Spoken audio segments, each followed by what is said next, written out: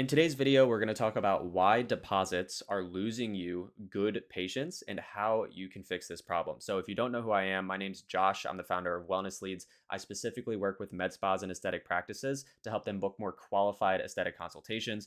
In the year 2024 alone, I booked nearly 1,000 appointments on my own by picking up the phone and calling my clients' leads. And now, on a month to month basis, we book hundreds of appointments every single month for our clients. So, without further ado, why I thought deposits automatically meant serious leads because we've collected deposits across all of our clients for a really long time. And for a long time, we believe that they were the ultimate qualifier because if someone isn't willing to put any money down to secure their appointment, then we just deem them as not serious, which it makes sense to you and me, right? Because let's say that you're running some kind of $179 promotion to get new patients in the door. It's like a new patient special. Why not just pay $25 of that now to hold your spot? Like if you were planning on coming in and spending 179 bucks, what difference does it make to you if you spend 25 of that 179 today? It's not an extra fee, right? Or let's say you're running a $47 promotion. Why not just pay that $47 in full today? What's the difference to you? Especially when we're having these conversations with leads that we would deem high quality. And in other words, we're talking to them, they're answering all of our questions. They clearly have a problem that you can solve. They clearly aren't concerned about the price. So why not just pay the $25 or the $47 today? The question then is, why do these high quality leads continue to hesitate and push off the appointment and not book it? Recently, we've been noticing something that's been really strange. These people aren't shopping around. They're not bargain hunters. They're good leads. They're answering our questions. They clearly have the problem that we can solve and they have the money to solve it. The conversations would go great and they'd seem genuinely interested in booking with us. But then, as soon as we bring up the deposit, they freeze up and they say something like, "Oh, I'm going to do a little more research on this treatment before I book and then I'll reach back out to you." Or I need to think about it and then I'll get back to you. Or, you know what, after the holidays, it'll be a better time for me. So I'm going to reach back out after the holidays. And then, of course, you never hear from them again. So, what happened here? At first, I assumed what we would all assume in this scenario, which is maybe these leads aren't as high quality as we believed they were. Because if they're unable to pay a $25 deposit today, you're obviously not going to come in and buy a package in person. But that justification, it just wasn't good enough for me because I would listen back to these conversations and clearly money was not the reason that they were getting stuck in this process. It had to be something else. And so what I believe the hidden reason deposits were freezing these people up and keeping them from booking. I recently started reading this book called Oversubscribed by Daniel Priestley. And while I was reading, I kept coming back to this same quote, and it really just stuck out to me because of this problem that we were facing. And the quote was, "Making people jump over the wall freezes people into inaction. People hate making big commitments or taking any action that's hard to back out from. And giving people a low risk first step is a powerful way to move people in the right direction." And so that got me thinking, and I started to think like, maybe the issue isn't about the amount of money. Maybe it's not the $25 or the $50 or the $47 that we're asking for on the phone, but instead, maybe it's the fact that we're asking people to jump over a quote unquote mental wall. The deposit, it felt like something that they can't back out of. So even though they'd say something like, "Hey, I need to think about it," what they really mean when they're saying that is, once I do this, I'm locked into this. I can't back out of this. What if something comes up and I have to change? I change my mind, or like I have to change the appointment. What if I change my mind? What if this company is trying to scam me right now and they're just going to take my $25 or $50 and run, right? This is not an issue of I don't have $25 to pay. It's an issue of feeling that there's too much risk in paying the $25 because they could potentially lose out on it, right?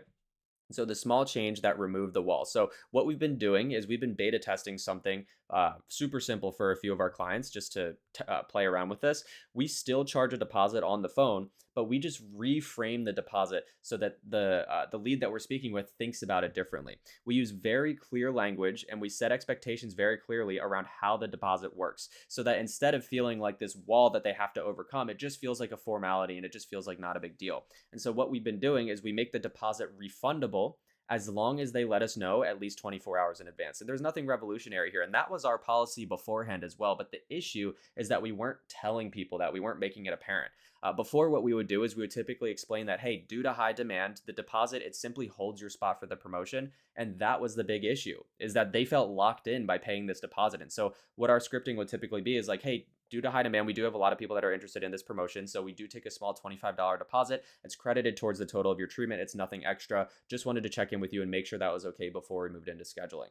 And then some people do pay it and it's no problem, but other people they go like, you know what, I need to think about it, and then all of a sudden they're no longer interested. The same person who was just super interested in coming in for this promotion, even though the deposit is credited towards their treatment, it's something that they felt that they couldn't back out of. So by clearly explaining that there was a clear path to getting the deposit back, we created a low risk first step. And now here's the thing, the deposit isn't about commitment, it's about reducing risk. The goal to collect a deposit is not to trap people into showing up and making them feel like they have to show up no matter what, because obviously that doesn't really leave a good taste in people's mouths, anyways. That just creates a whole bunch of pressure and it simply doesn't feel good. The deposit, the whole purpose of it, should be used to help people take the first step towards coming in for an appointment, getting a consultation, and then ultimately learning what they need. They should be able to take that first step without any fear or without any perceived risk. You want to remove friction. You don't want to force a commitment. You don't want people to feel like they're being forced or like they have to come to this appointment and they don't have a choice, right? If someone feels like they can't back out, they're just not going to move at all. So what happened?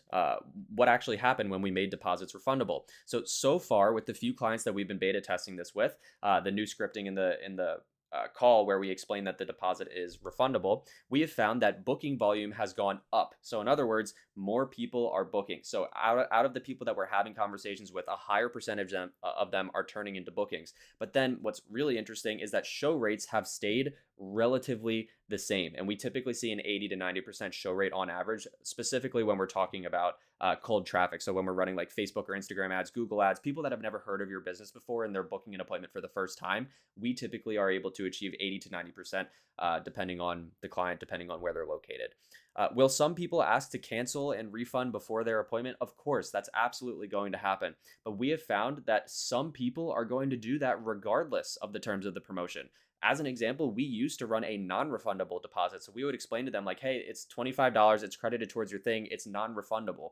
And we have found that even when we say it's non-refundable, the people who book, there is still a small percentage of people that would come back to us and say, hey, I want my deposit refunded. And so you're still going to get people that ask to refund it, even if the policy is that it's non-refundable.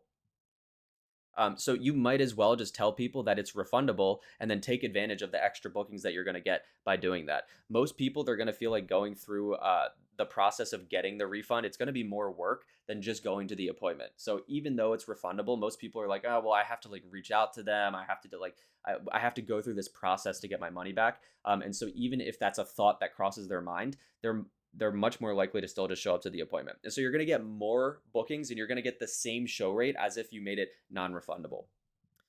So, how to increase bookings without hurting your show rates?